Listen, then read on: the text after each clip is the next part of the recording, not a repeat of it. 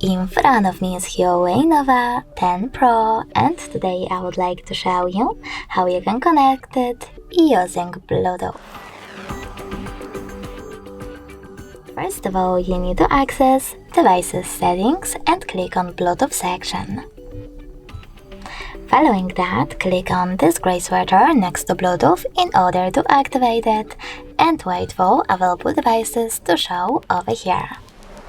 When they do, you need to click on the one that you wish to connect to.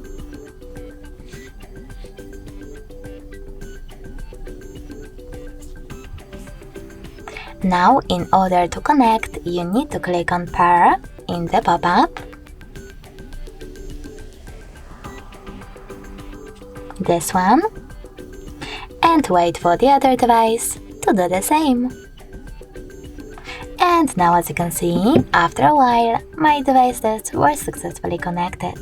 In order to disconnect them, click on this gear icon next to chosen device and click on Unpair.